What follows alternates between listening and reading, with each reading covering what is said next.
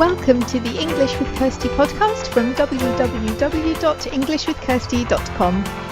Here I'll be sharing with you tips, information and other learning resources so that you can improve your business English.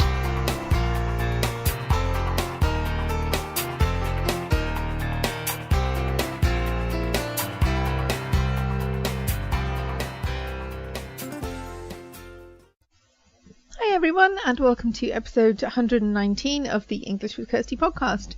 And today we're doing something that I thought about when I was doing the other episode about staying safe on business travel, and I just wanted to look in a bit more detail about organising meeting up with people for food or allergies that people might have, or how to explain what kind of food you need to have.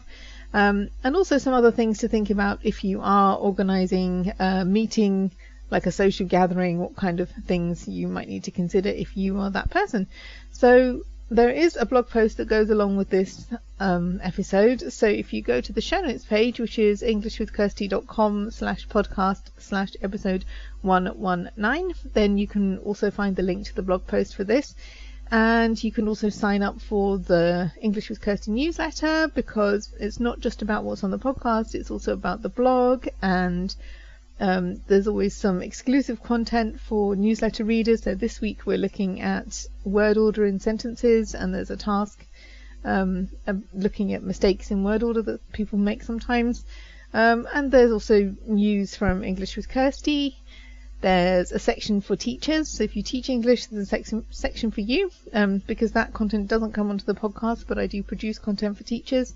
And what's the last thing? Oh yeah, there's also a section for things that I found elsewhere on the internet that I think English learners might like. So if you want to sign up for the newsletter, you can do that on the show notes page, which is englishwithkirsty.com/podcast/episode 119. And also if you want to support the show, then there's the coffee link as well there. It's a way you can donate some money to support the show if you would like to. So going back to what I was talking about food, spending time with colleagues, eating with them, sharing a meal with them is a good way to get to know people. But sometimes it can be difficult if people don't get the right food for what they need. So I just wanted to look at that if you want to learn some vocabulary around that. But even if you don't, perhaps you're a native speaker, or perhaps you already know this vocabulary, then just some things to think about that sometimes people forget about in terms of where to have your meeting, or what kind of restaurants work well, what kind of table setup. So the reason I want to do this is because there's a lot of information online about going to a restaurant, ordering food, and quite basic stuff. But they don't also talk about dietary requirements and that kind of thing. So I wanted to do that here. So let's look at some vocabulary. Sometimes it's good to ask people, do you have any dietary requirements? Because then it's easier to plan around them if you know what people need. So this isn't what people want. I used to organise events, and people used to put the most ridiculous things on the dietary requirements section, like chocolate cake at every break. That's something they want, that's not something they need. This is something about that people need for generally for three reasons: either health reasons, that if they don't have if they get certain things they will become unwell, for religious reasons, people want specific types of food or don't want specific types of food because of a religious belief, or life choice reasons. People have chosen that they don't want to eat animal products or certain types of things. So also I guess staying healthy would fit into that, if you want to avoid certain things because you're choosing to do diet, although that could also come under the health section. But it's basically health reasons, religious reasons, and lifestyle choice reasons, and all of those things can affect the kind of foods that you want to eat. So allergies, if you have an allergy, you can say I am allergic to, and then add the thing that you're allergic to. So I am allergic to mushrooms, for example. Or you can say you have a mushroom allergy or a peanut allergy. So either describe yourself as being allergic to something, I'm allergic to nuts, or I have a nut allergy. And also I'm not going to get into the whole medical explanation of the difference between allergies and intolerances. As far as I understand it, one is to do with your immune system and the other is to do with your digestive system, but both of them are unpleasant, and somebody may have an intolerance as well, so that's also something to be aware of. It may not be an allergy, but if they have this thing that they're not supposed to have, and because they are intolerant to it, and they can still end up being unwell. So it's still good to know what foods people can't or don't want to have. Now in the UK, it's becoming more popular that people are asking these questions, and they need to know what's in the food. So on some menus there's like a key that tells you which things are likely to contain certain common foods that cause problems, like nuts or dairy products or shellfish, seafood. Some people have allergies that are not common, like I do, for example, so you'll never find my allergies on a menu, but I still need to find out, so I need to ask. So you may be lucky in that the menu already has the information on, but you may have somebody who has something that's a bit more rare, and you're still going to need to ask anyway. But it's good that restaurants are doing this, and I certainly find that the ones where I have most success are the chains that cook everything fresh. Often we think everything is cooked fresh, but I've found out, that some places they aren't. They bring in the food and the sauces are already made, so you can't say, please don't put this ingredient in, because the food's already been prepared. So if you have people with allergies or intolerances, it is good to go to restaurants where the food is cooked fresh, because then you can just say, oh, please, can you make this without the whatever. There's a Japanese restaurant that we visit quite often, and we know that everything is fresh there, so I can have any dish I want because I just say, don't put in the whatever, and they will make it fresh. But that's more difficult in some of the other chains where you have what's there, and if you can't have an ingredient in that dish, it's tough. You can't have that dish because they don't make it fresh. So that's something worth bearing in mind. And the other thing there is, if somebody has brought some food that they can't have because there was either a misunderstanding or the serving staff didn't make a note of the allergy, or they didn't understand, whatever happens, you can't just take that food off the plate and then expect somebody to eat it, because there are juices that may have seeped out, it may have touched the other food. So if there is a mistake, then the only thing that you can do is to get a fresh plate, because I've seen before restaurants where somebody had a mushroom allergy and they just took off the mushroom and said, okay, you can have it now. That's not okay, because the mushrooms were with other things and that person could end up being really ill. You don't know. There are different levels of allergies. Anyway, I'm not going to go on about allergies, but just want to make the point that it's not okay just to take the offending article away. So another thing about religious dietary requirements is ask people what that means for them, because people may follow the same religion but may interpret the dietary requirements differently. Some people will eat some things, other people won't. So you shouldn't make assumptions. You should ask people what that means to them and what they can have, if the food needs to be from a certain butcher or to be prepared, especially because there are restaurants that will cater to those needs, but some people will just say it's enough to not have certain ingredients. So ask people, everyone's an individual, so ask them what they want and what that means for them. Another thing that often comes up in terms of religious dietary requirements is people will say they don't eat pork, but that generally means they don't eat anything from the pig, and people forget that. So they may turn up with ham or bacon, but when people say they don't eat pork, it often means that they don't want any pig products. So that includes ham and bacon and gelatine if it comes from a pig. So usually that definition is not just pork, it's a wider definition to include anything that comes from a pig. But again, check with people what they mean, because they may just not like pork, but invariably it means all pig products if it's something to do with a religious dietary requirement. And also in terms of religion, if somebody is fasting, try not to organize your social eating and drinking event when somebody is fasting, because that makes it, some people may say it's okay, but I always think that if you can leave it a week or a couple of weeks till after the fast is finished, it's nicer, especially if it's a lunchtime thing when people are more likely to be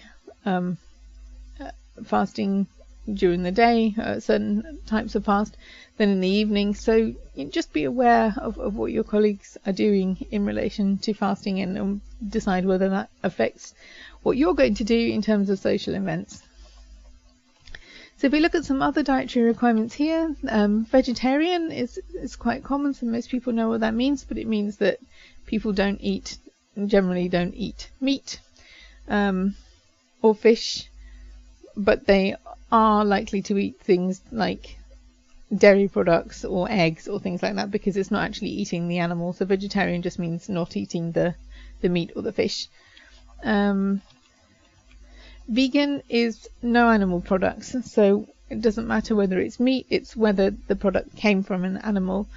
So that would include things like eggs and milk and cheese, unless it's cheese from a different source, so not from an animal.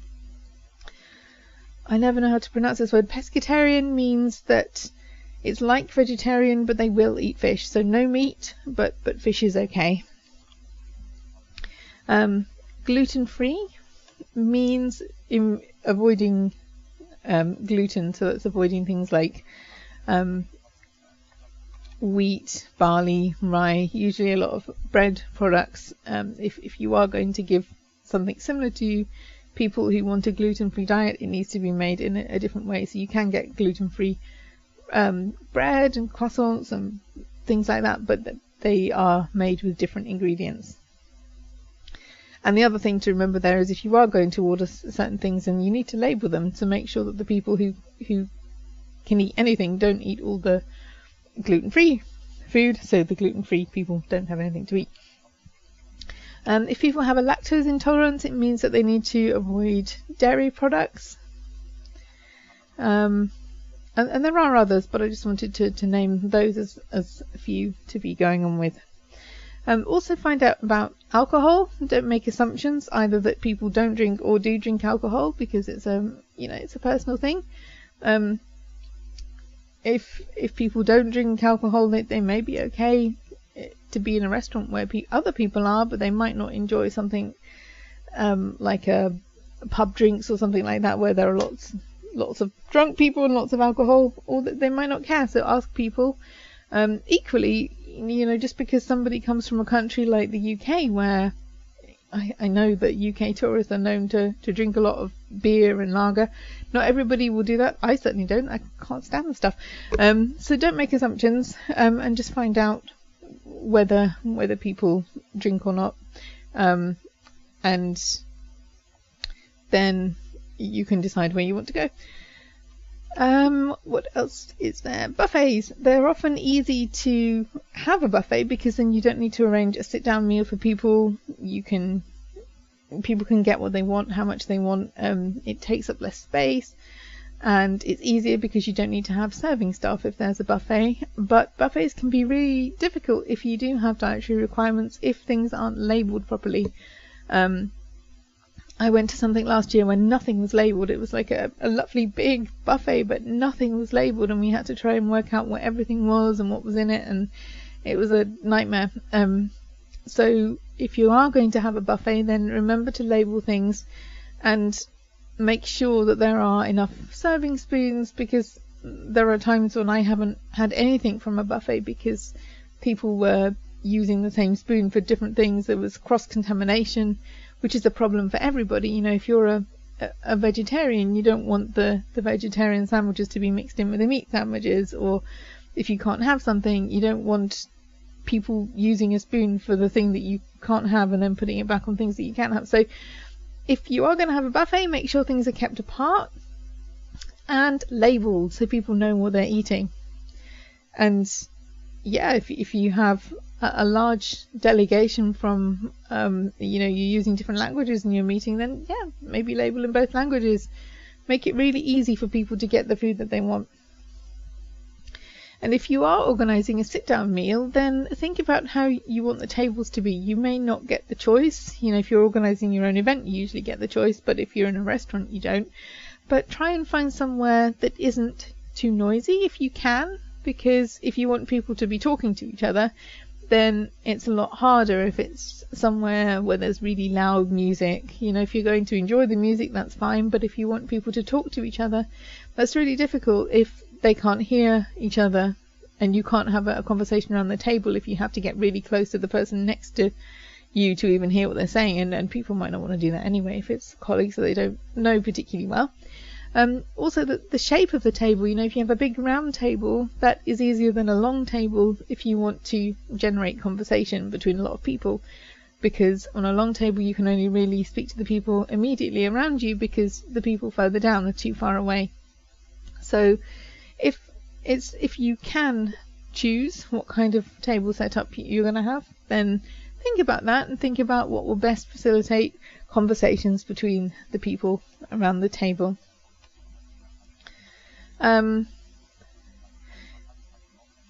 It's basically a time for people to relax. Maybe they've had a busy day at meetings or whatever, so you want this to be a pleasant time, a fun time.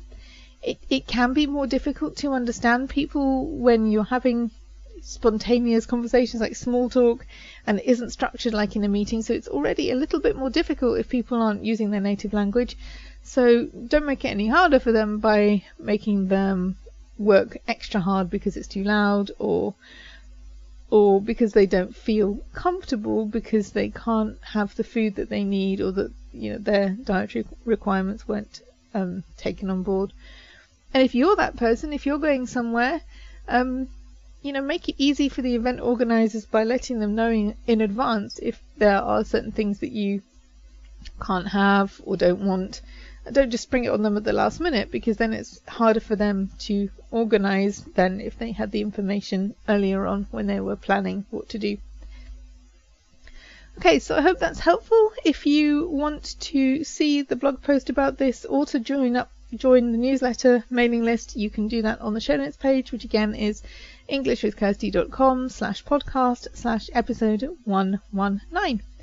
Have a good week and have fun learning English. So next week we are back to the Better English in 2018 series.